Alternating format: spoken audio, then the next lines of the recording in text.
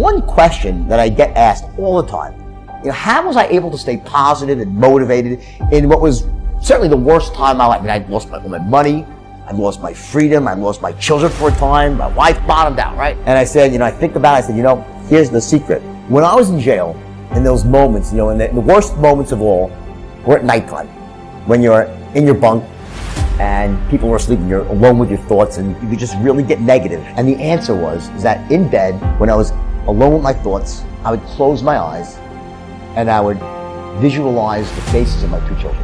And I closed my eyes, I'd see their faces, and I knew I had let them down so badly, caused them so much pain, and I said, there's nothing I won't do. There's no length I won't go to prove to these kids that their dad can do it right, that their dad's gonna come back even better than before. And it was all about proving to my children that you could come back from failure, that you could make the world right, and I could be an example, make them proud of me. That was my why. It was all about my kids. And that's the secret. Your why, it's never about you. You meet somebody wealthy? Their family at one point was not wealthy. And then the one shows up. The one. One person changes the family tree forever. In my family, I'm the one. And it wasn't because I wanted it or I hoped for it. I fought for it. I want to win. I want to fight for my family. I want my mom and dad proud of me. I want my kids proud of me. I want me proud of me. I want to look in the mirror and be happy with the man I look back at. That he gave it everything. That he went for it. That is you. That is you. That no one can do it for you but you. And even though you face disappointments, even though you will experience some setbacks, it goes with the territory. You must understand that. But here's the truth. Most people's dreams can be bought. With enough failure, with enough rejection, they will sell their dreams. They can't still fight. They can get a little bit, but when it gets a little too hot, they go, boom, sold, buy the dreams, you can have it. It's not worth it to me. And their will to win is viable. You can buy it, but if you decide my will cannot be bought, I don't care how long it takes, you can't buy this dude out. I'll keep fighting for my family. I'm the one. I'm going to change my family tree forever. That's the decision. Decide now. You're going to keep negotiating the price, or can you not be bought? When people die, or people get sick, or something happens in your life, if all you're doing it for is a car and a house, that can stop you. But if you're doing it for your mom, for your siblings, for your family, for your community, nothing can stop you. You cannot be broken. When you have an intrinsic goal, when you're doing it because you value it, when you're doing it because you can, when you're doing it because it represents who you are, when it's internal, nothing can stop you. When you leave this room, you take care of doggone every single thing. I don't care where you come from. I don't care what your background is. Don't let nobody fool you. If you're willing to grind on Monday, if you're willing to grind on Tuesday, they can't stop you. I don't have to accept the life that was given to me. I can create my own reality.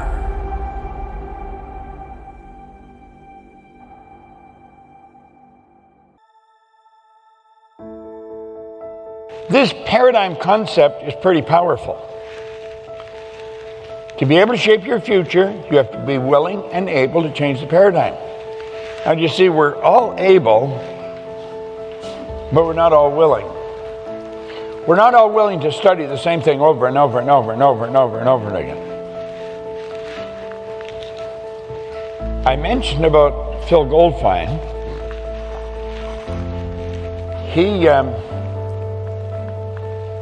He came to see me. He'd heard about me, and he phoned and he wanted to come and see me. That was 20 years ago. Every time I'm doing a seminar, he's here. I tell him to take a book and study this book. He studies it. I was talking to him yesterday and I was telling him about this one piece of literature I'm reading. I had it on my phone, so I sent it to him. I have no question in my mind, he will study that little piece of literature. He didn't quite know why I was telling him to do it, but he found out it worked, so he never stopped. He just kept doing it. That's the way it was with me. What you have to do is totally illogical. Logic stops most people. See, it was logic that stopped people trying to figure out how to fly. The Wright brothers were being totally illogical. You're going to find that logic stops most people. It's illogical to keep reading the same book over and over and over again relative to the way we've been trained. Well, if we've got it right, our results are always under construction. Always. We should forever be trying to improve. I don't care how good you get at it, you can get better. Better is a nice word. I love it. Doesn't matter how well you're doing, you can do better. Now, there's the question you got to ask yourself. Are you ready? Am I really ready? You see, when Ray gave me that book, I was ready. Now, if you had to ask me if I'm ready, I wouldn't have known. But I really wanted to change. I was so sick of living the way I was living.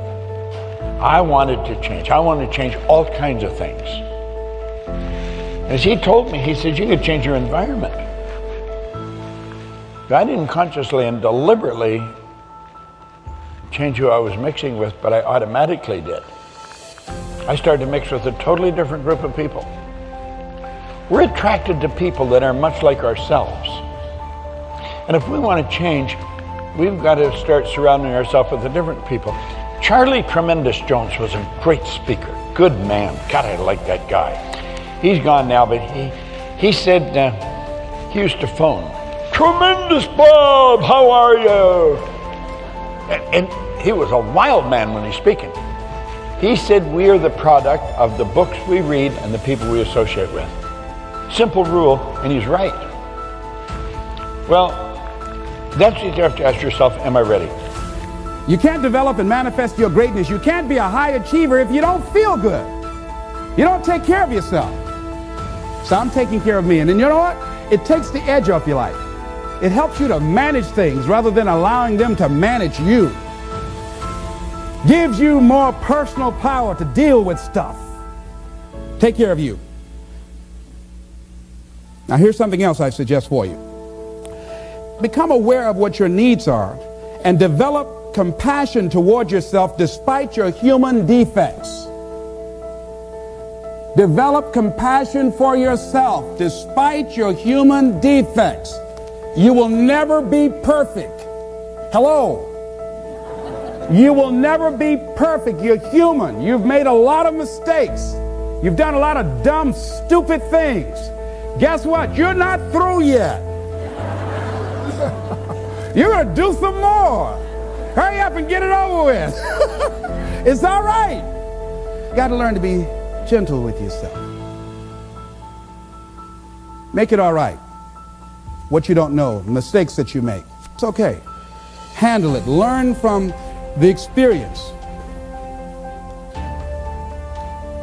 Decide that you are going to, whatever you become involved in, to be upfront, to be true to yourself. Are you getting what you need out of it? And be upfront with people and tell them what you need from them. Don't assume that they know. Don't say, I thought you knew. No, tell people upfront. Here's what I need from this in order for this to work for me. Be upfront with your stuff. Tell them upfront so they're not surprised later on. So your feelings aren't hurt later on. See, if they tell you up front they can't do it, now you know you can keep on stepping. But tell people up front, here's what I want. In order for me to play this game with you, if we're going to dance, this is what I got to get out of it. See, if you don't take care of your needs, guess what? You will always have that nagging song in the back of your mind say, well, when do I get mine? When am I going to start enjoying this? Are we going to have a good time together? Do I get any oodles out of this at all? You're going to start asking that question. Everybody's happy, having a good time, but you? They say, well, we thought you were happy. How could you think that? Well, you weren't saying anything. Well, I'm saying something now. Hope you got that. See, we're taught to be quiet and not speak up for ourselves, and not to be selfish. If you don't take care of you, who do you think is going to take care of you? Who's going to look out for you better than you will? No one. No one's going to do that. You got a business? No one's going to take care of your business better than you. Nobody. Anything you want to do in life, you've got to take ownership of it and say, hey, I'm going to make this happen. Be willing to venture out and do something that you have fantasized about doing. And you know you probably won't be good at it, but do it anyhow. Case in point, I have always wanted to sing. I've always wanted to do that. I'm going to sing a song. If I don't do nothing but just a few lines, chances are, you know.